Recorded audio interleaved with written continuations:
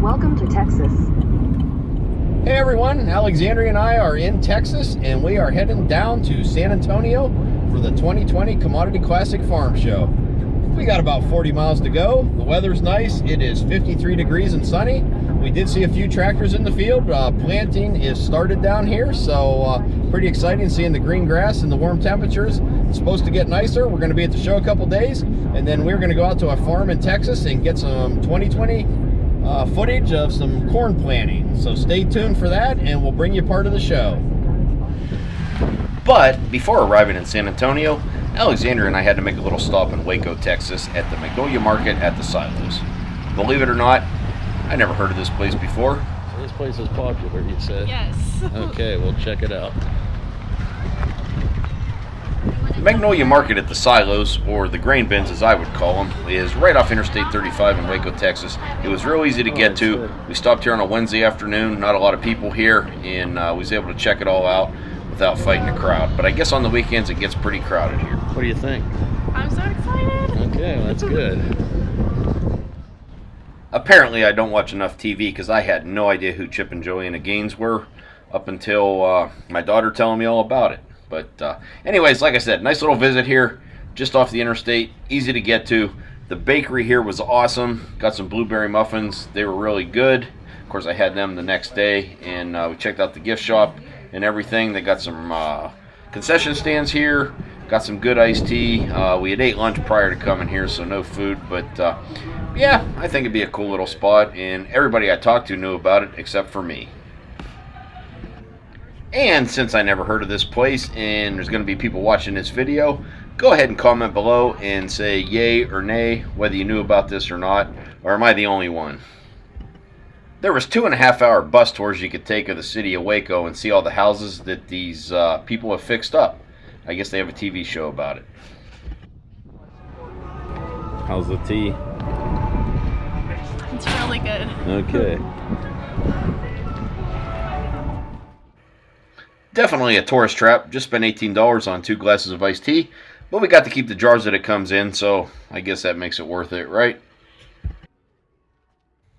The only thing I knew about Waco, Texas was back in 1993 when they had the Waco siege at the Branch Davidian complex. And I have actually been by that place, or the location of that place, many years ago. Nice little visit here in Waco, Texas, but it is now time to get to San Antonio and check out the 2020 Commodity Classic Farm Show.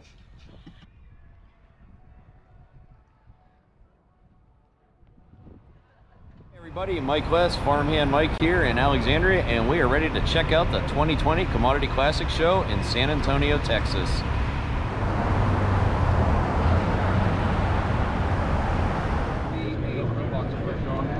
Look at that guy. Hey Zach, you mad, bro?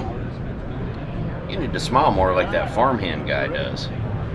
That sure is a good looking tractor and grain cart, isn't it? Let's walk around the show a little bit, check out some machinery. This is not your typical farm show. This is not a farm machinery show necessarily. This is a show you come to when you want to learn how to improve your profits, grow stuff. There is a lot to be learned at this show.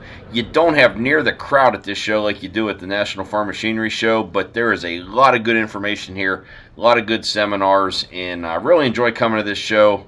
Just all around a good show. Like I said, not so much equipment, and more just here to learn. The seed companies, the chemical companies, and so forth have a lot bigger displays here than they would at some other shows, but just a great learning event.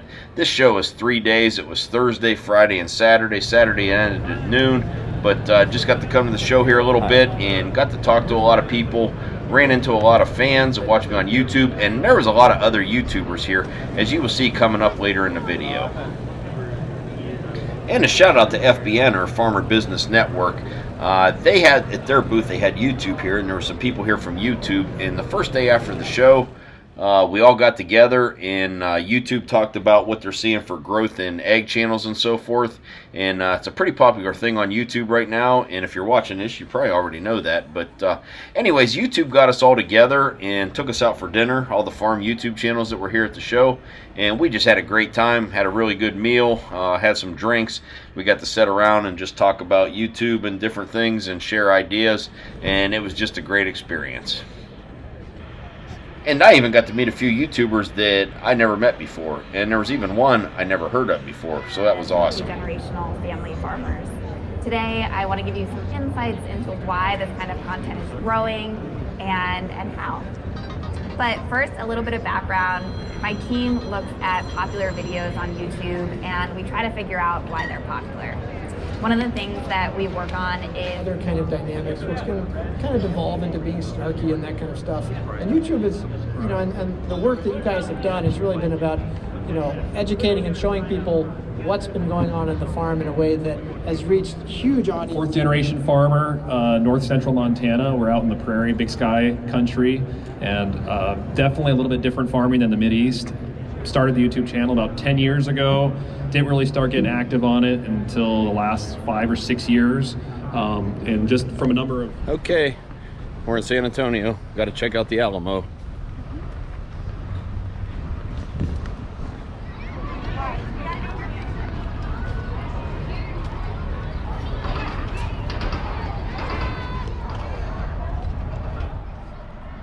I've been to San Antonio quite a few times. When I say quite a few, I think this is my 7th time to San Antonio. And I was at a Commodity Classic here, I think it was 2014. Versatile's had a couple dealer meetings in San Antonio and passed through here a couple times on my own. The last time my daughter Alexandria was here, I think she was 4 years old. We was going on a family vacation down to South Padre Island, which that's an awesome place. I wish I could have made it there on this trip, but that just wasn't going to happen. But she doesn't remember anything of San Antonio, so we had a good time here checking out the Alamo, the river walk. We took a riverboat ride, as you're going to see here, but really like this city. I'm not a big city guy, but I do like San Antonio.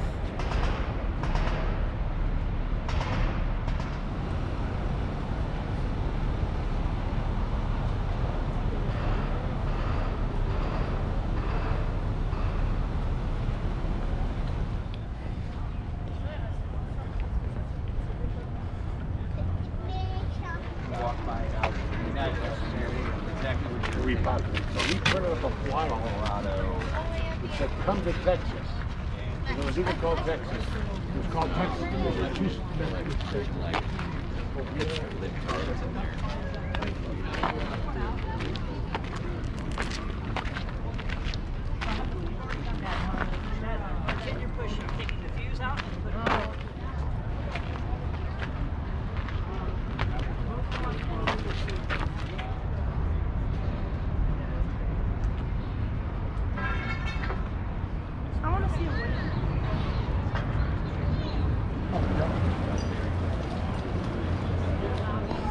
Alright, so now ladies and gentlemen, I'll let you host the safety rules, so please listen up and pay attention. Now there is no standing aboard my boat, no jumping, and there is this little snippet of the song. Biddy biddy bum bum. For those of you that may be shy of 4 or 5 feet, don't worry, you can either float inside of this water, or just keep jumping up and down until somebody tall to get you. Now just kidding, we do have life any second. This water belongs to a building known as the Nick's Hospital. Now, the Nick's Hospital, all you have to do is cross the street, and you will be at the doorstep to the Alamo. Yeah! There you go. You know, it had opened up as a merger of 2 society clubs, and then later on had opened up as an apartment building. Now, has anybody here ever read a book called Roots? Or have you seen a TV show or the movie? Well, the author of the book Roots, Alex Haley, is why we are able to have Scratch Off. Now, Robert H. Husband. Do you remember that name? I remember that. You probably don't know that name yet. Now, Robert H. Husband, he is the father and architect of the Riverwalk. He is the one that pitched the idea for flood control here in San Antonio. Now, after his plans for the river were finally completed in 1941, He actually placed his office along the river, which is located over here on my right side. This building is known as the Clifford Building. And if you'd like to know what he had looked like, there's a bust of him on my right side, right next to those stairs, right in front of those plants. That is what Robert H. Hudson had looked like. Now, 5 years after Robert H. Hudson had placed his office along the river, the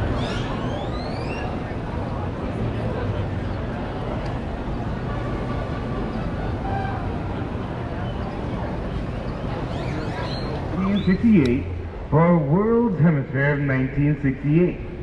And the convention center was also recently remodeled to the Briscoe Western Arts Museum on my right side. Now, the Briscoe Western Arts Museum had opened October of 2013, and inside houses Pancho Villa's last known travel. Friday, back at the show. Let's walk around the show a little bit, check a couple things out. Okay, at the AGCO booth here is the new AGCO Fendt Momentum Planter.